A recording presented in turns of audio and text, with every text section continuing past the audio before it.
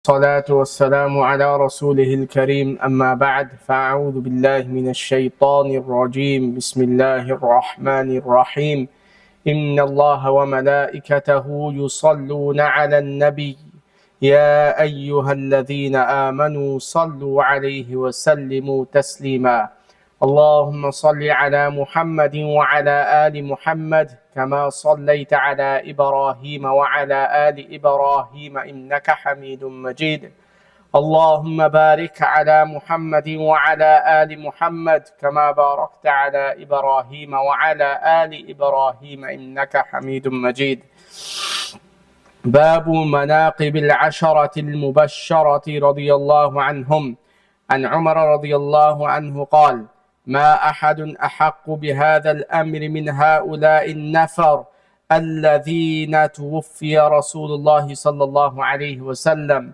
وهو عنهم راض فسمى عليا وعثمان والزبير والطلحة وسعدا وعبد الرحمن رواه البخاري.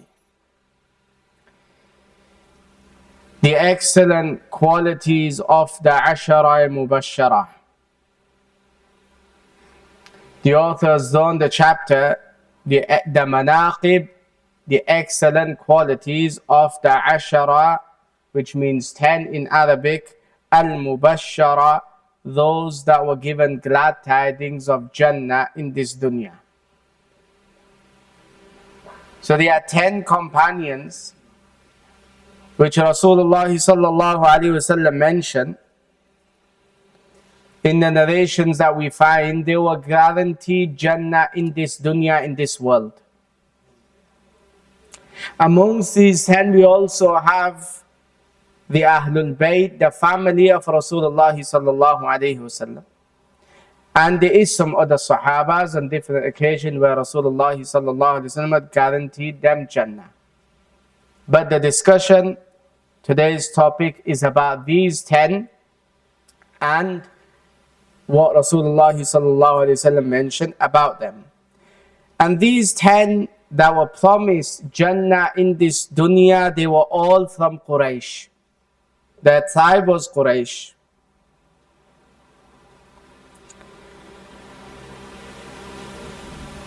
Sayyidina Umar radiallahu anh said to the advisory council about those worthy of Khilafah. So Umar radiallahu anh, before passing away, he had made a committee of some companions. And he had said to the people, I do not find anyone more deserving of this duty of Khilafah than those men with whom Allah's Messenger sallallahu alaihi wasallam was pleased at the time of his death. Then he named them one by one. Who was Rasulullah sallallahu alaihi wasallam pleased with till at the time of his death? Number one, Ali radiallahu an, the fourth Khalifa of the Muslim.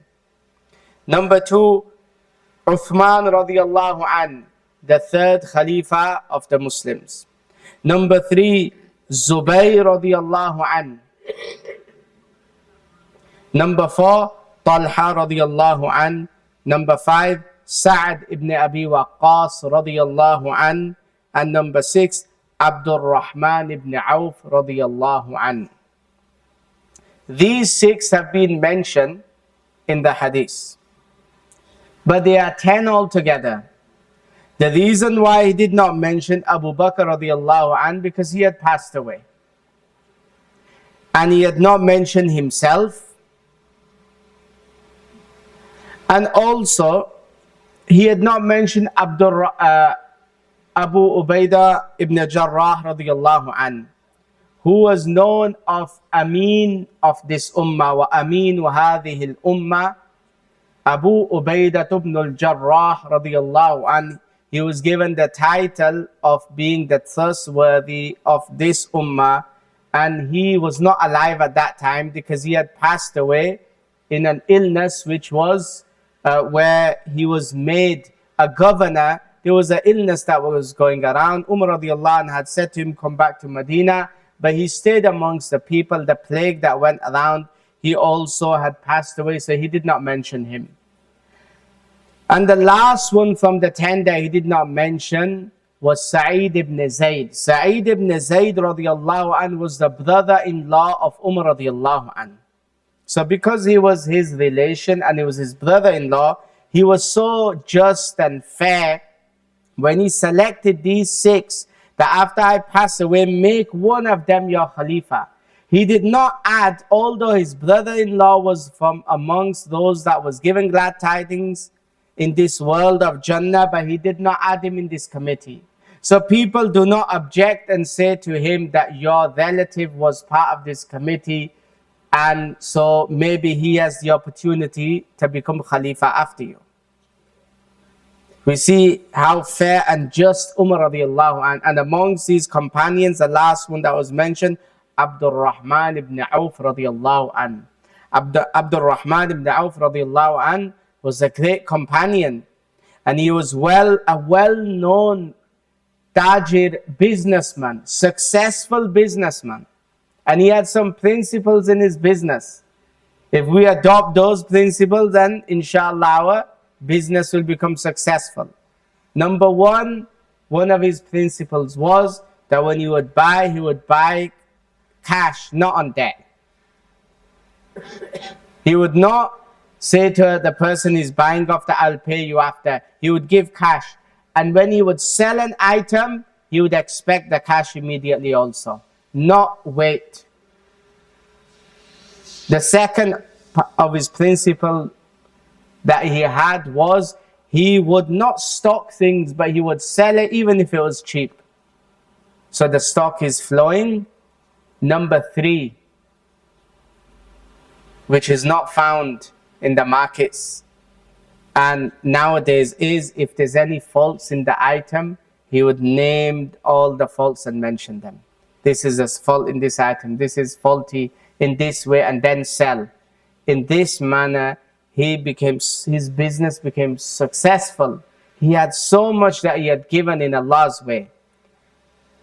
And this is what the Sahabas did. The rich Sahaba, those that did tijara, they spent, because in the Quran Allah subhanahu wa ta'ala did not tell us to keep hold of our wealth and hoard, but Allah subhanahu wa ta'ala again and again encourages us, spend in Allah's way, invest for your akhirah. Abdul Rahman ibn Auf gave everything he had in Allah's way, and he was from those muhajirin, the immigrants that had nothing, everything left in Makkah, and they went and did hijrah to Medina.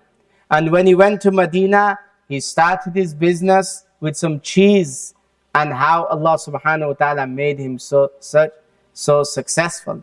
Abu Bakr radiallahu an, Uthman radiallahu an, we see those companions that were wealthy, how they spent their wealth in supporting Islam and building masjids and contributing towards masjids being expanded and bigger. They would always spend, Uthman radiallahu an, how he spent so the Muslims can benefit from wealth. This is an investment. If Allah has given wealth to one, then think of it in a way, how can I invest for my akhirah? How can I leave a legacy behind?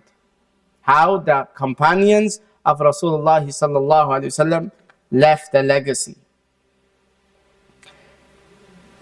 Sayyidina Qais ibn Abu Hazim radiallahu anh said, I saw the hand of Abu Talha, even after years after he had protected Rasulullah sallallahu alaihi wasallam at the battle of Uhud from the swords of the infidels.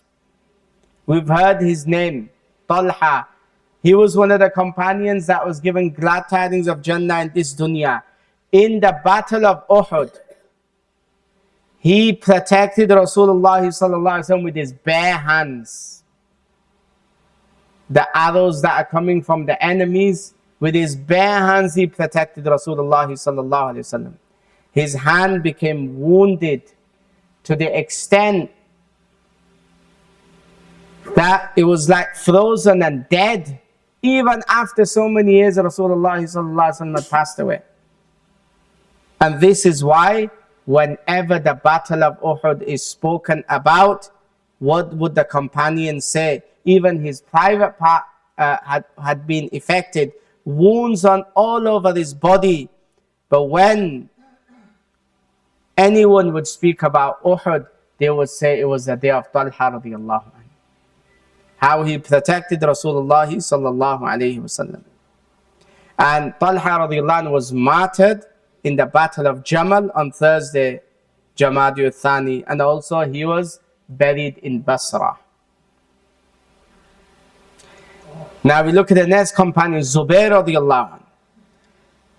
عن جابر رضي الله عنه قال النبي صلى الله عليه وسلم من يأتي بخبر القوم يوم الأحزاب قال الزبير أنا فقال النبي صلى الله عليه وسلم إن لكل نبي حواريا وحواري الزبير متفق عليه. Sayyidina Jabir radiallahu anhu narrated on the day of Al-Ahzab. There's a surah in the Quran also called Ahzab. Ahzab is a plural word of hizb, groups. And it's referred to, the other names for this battle is Khandaq. Now, this was the battle which took place, which was very difficult for the Muslims because they had to defend themselves in Medina. And it was a time where the enemies were in thousands, almost 12,000. So the Muslims, they had dug trenches in Medina to protect themselves. And it was a very difficult time. The weather was cold. And at that time, Rasulullah sallallahu alaihi wasallam asked, who will bring me some information about the enemy, about them, what is happening, how do we plan, what can we do? Zubair radiallahu anhu put his hand and said, I. Rasulullah sallallahu alaihi wasallam said about Zubair radiallahu anhu, every prophet as a Hawari, a sincere friend. And my Hawari, my sincere friend is Zubair radiallahu anhu. He was the son of the paternal aunt of Rasulullah sallallahu alayhi wasallam. Zubair ibn al-Awam, the son of Awam. And he had gone and got some news for Rasulullah sallallahu alayhi wasallam. And it was at the time where the angels came and there was like a storm and all the fire was extinguished. And also the tents, everything had been finished. So the hypocrites and the enemies, they fled away after the month that they had spent. Allah subhanahu wa ta'ala had given victory to the Muslims. So we find this special virtue of Zubayr radiallahu anhu. And their sacrifices for this deen, this blessed deen of Allah subhanahu wa ta'ala, they had made sacrifice and they were present at every step, difficulty, hardship, ease, they were standing by Rasulullah sallallahu alayhi wa sallam. May Allah subhanahu wa ta'ala give us the ability to understand and to spread unto others. Ameen. سبحان ربك رب العزة عما يصفون وسلام على المرسلين والحمد لله رب العالمين.